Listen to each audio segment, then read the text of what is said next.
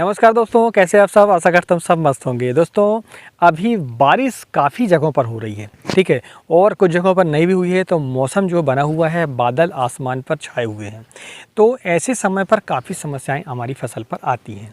कुछ किसान भाइयों को इसका फ़ायदा होता है और कुछ किसान भाइयों को इसका नुकसान होता है।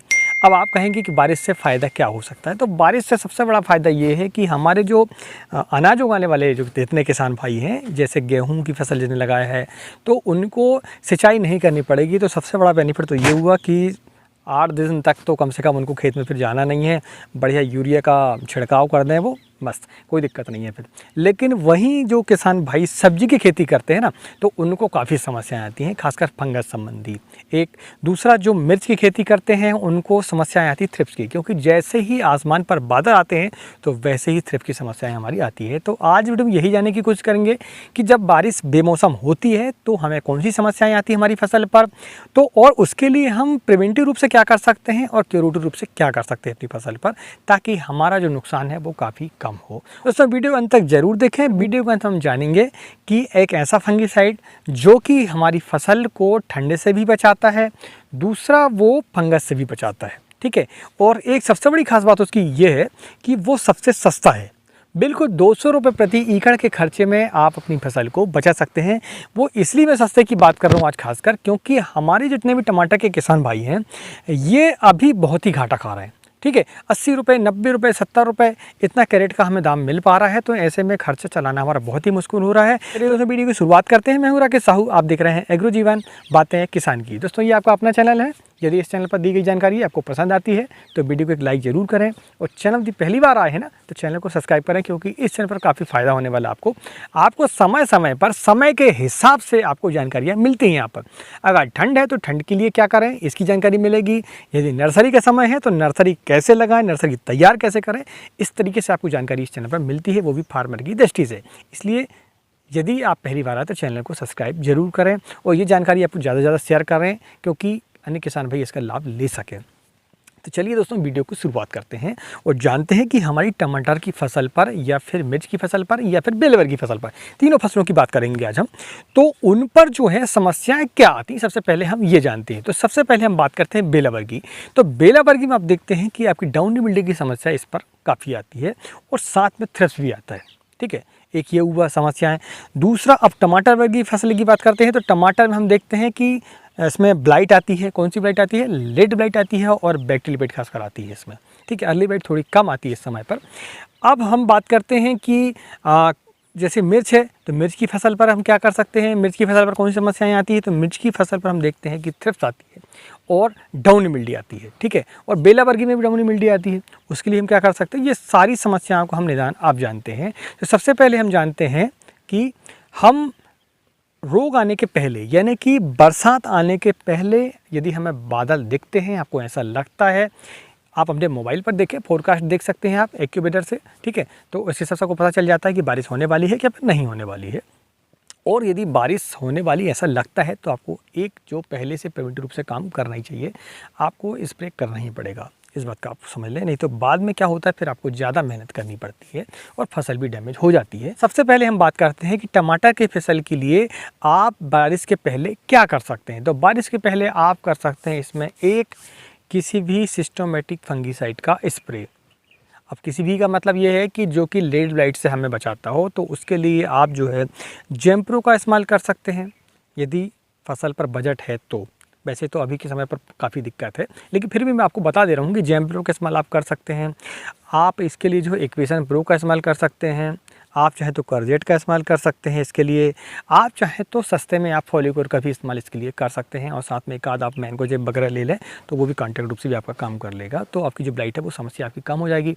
बैक्टीरियल ब्लाइट के लिए आप खासतौर पर माइसिन का इस्तेमाल आप कर सकते हैं, स्ट्रेप्टोसाइक्लिन का भी इस्तेमाल आप कर सकते हैं प्रिवेंटिव रूप से, ठीक है। तो ये रहा टमाटर की फसल पर प्रिवेंटिव रूप से हम क्या कर सकते हैं। अब हम जानते हैं कि इसको क्यूरेटिव रूप से क्या कर सकते हैं, यानी कि बारिश के बाद क्या कर सकते हैं। तो बारिश के बाद क्या करना होगा आपको। बारिश के बाद दोस्तों आपको एक तो सिस्टमेटिक तो आपको लेना ही पड़ेगा फंगिसाइड। तो उसमें आप क्या कर सकते हैं, टेबिकोनोजोल का वहीं इस्तेमाल आप कर सकते हैं, कोई दिक्कत नहीं है। आप चाहे तो सामीर, जिसमें कि टेबिकोनोजोल प्लस कैप्टान होता है, उसका भी इस्तेमाल कर सकते हैं। और बारिश के बाद आपको सिस्टमेटिक एक फंगिसाइड का इस्तेमाल तो करना ही पड़ेगा, साथ में आपको कॉन्टैक्ट रूप से भी फंगीसाइड का इस्तेमाल आपको करना पड़ेगा। तो कॉन्ट्रोक्सर मैनकोजेब का भी इस्तेमाल कर सकते हैं, कोई दिक्कत नहीं है इसमें। तो इस तरीके से दोस्तों आप टेबिकनोजोल या फिर डाइफेनेकनोल जैसे एमिस्टॉट टॉप आता है, इसका भी इस्तेमाल आप कर सकते हैं। आप चाहें तो इसमें कस्टोडिया का भी इस्तेमाल कर सकते हैं। तो इस तरीके से यदि आप अपनी फसल पर स्प्रे करते हैं बाद में, तो आपकी जो समस्या है वो काफ़ी कम आती हैं। एक जो बाद में समस्या आती है ठंड की, तो ठंड के लिए आप सल्फर का इस्तेमाल इसके लिए कर सकते हैं, पाला वगैरह यदि आपका पड़ता है तो। ठीक है, जड़ों के माध्यम से आप दे सकते हैं और वैसे भी आप स्प्रे के रूप से दे सकते हैं। तो अब हम जानते हैं कि बेल वर्गीय जो फसलें हैं उन पर हम क्या कर सकते हैं। तो प्रिवेंटिव रूप से हम जाने तो प्रिवेंटिव रूप से बेल वर्गीय में डाउनी की समस्या आती है खासकर। ठीक है, तो डाउनी के लिए आप जो जेम्प्रो का इस्तेमाल कर सकते हैं, एक्वेसन प्रो का इस्तेमाल कर सकते हैं प्रिवेंटिव रूप से, और क्यूरेटिव रूप से बीसी का इस्तेमाल आप कर सकते हैं। यदि ऐसा लगता है कि डाउनी आपकी आ चुकी है बारिश के बाद, तो फिर आप इसके लिए टेबिकोनाजोल पॉलीकोर का इस्तेमाल कर सकते हैं, कैप्टन का भी आप इसके लिए इस्तेमाल कर सकते हैं। और चाहे तो दोनों का जो मिश्रण आता है शामिल, उसका भी इस्तेमाल आप कर सकते हैं। एमिस्टॉट टॉप का भी आप इस्तेमाल इसके लिए कर सकते हैं। तो ये रहा दोस्तों बेला वर्गीय की समस्या है। अब हम जानते हैं कि जो मिर्च के किसान भाई हमारे शिमला मिर्च और मिर्च वाले, उनको क्या करना चाहिए। तो बारिश के पहले उन्हें क्या करना चाहिए, जैसे थ्रिप्स आती है तो थ्रिप्स के लिए आप जो रिजेंट का इस्तेमाल कर सकते हैं, तो जो कि सस्ता है और थोड़ा सा इसको समय लगता है काम करने में, मगर ये काम अच्छे से करता है। उसका इस्तेमाल आप कर सकते हैं प्रिवेंटिव रूप से। और डाउनी के लिए आप जो है एक्वेसन प्रो और करजेट का इस्तेमाल भी कर सकते हैं, आप जो है जेम्प्रो का इस्तेमाल कर सकते हैं। तो इस तरीके से यदि आप प्रिवेंटिव रूप से काम करते हैं तो आपकी फसल जो है सुरक्षित रहेगी। और क्यूरेटिव रूप से बात करें तो क्यूरेटिव रूप से आप जो है एक्वेसन प्रो का इस्तेमाल कर सकते हैं। ठीक है, आप कैप्टन प्लस टेबिकोनाजोल जिसमें समीर में आता है, तो उसका भी इस्तेमाल कर सकते हैं। तो आपकी जो फसल है वो काफ़ी हद तक सुरक्षित होती है। और ठंड के लिए आप लिक्विड सल्फर का इस्तेमाल तो कर ही सकते हैं। दोस्तों इस तरीके से हमने जाना आज कि 3 प्रकार की जो फसलें अभी खासकर हैं उन पर हम क्या कर सकते हैं, फंगस संबंधी भी। और हाँ, एक बात मैं भूल गया आपको कि मिर्च की फसल पर रिजेंट का इस्तेमाल आप कर सकते हैं, कोई दिक्कत नहीं है इसमें। ठीक है, रिजेंट के बाद यदि आपको ऐसा लगता है तो जम का भी इस्तेमाल आप कर सकते हैं। जम के तो खैर काफ़ी अच्छे रिजल्ट हैं और आपकी फसल जो है पैसे दे रही है, तो आप डेलीगेट का भी इस्तेमाल कर सकते हैं बाद में, कोई दिक्कत नहीं है इसमें। लेकिन अभी तो भैया पैसे की बहुत दिक्कत है, क्योंकि बारिश के समय पर तो काफ़ी दिक्कत हो रही है। दोस्तों अब हम जानते हैं वीडियो की विशेष बात, और विशेष बात में हम क्या जानेंगे कि एक ऐसा फंगीसाइड जो कि बहुत ही सस्ता है, सिर्फ 200 रुपये प्रति एकड़ पर आपके खर्चे करने पड़ेंगे आपको, और आपके फंगस भी समाप्त हो जाएंगे और ठंड से आपकी फसल निकल भी जाएगी। तो उसको जानने से पहले यदि आपने इस चैनल पर पहली बार आए हैं तो चैनल को सब्सक्राइब करें, और यदि आपको वीडियो अच्छा लगा हो अभी तक तो फिर एक वीडियो को लाइक कर दो यार। ठीक है, तो चलो हम जानते हैं। तो उसका नाम है दोस्तों स्वाधीन और हारू। आपको 2 में से कोई भी एक मिल जाए, कोई दिक्कत नहीं है। इसमें टेबिकोनाजोल प्लस सल्फर होता है। ठीक है, हालांकि ये पाउडर फार्म पर होता है, लेकिन अभी सस्ती है फसल और हमें फ्लावरिंग ज़्यादा चाहिए नहीं है, तो फिर हम इसका इस्तेमाल आप कर सकते हैं। ठीक है, तो इसमें क्या है, टेबिकोना जो है सिस्टोमेटिक फंगीसाइड है, और सल्फर जो है आपका कॉन्टैक्ट फंगीसाइड भी है, दूसरा आपका न्यूट्रेंट भी है, और तीसरा ये ठंड से बचाता भी है और माइटिसाइड भी है। 4 प्रकार के काम इसके होते हैं।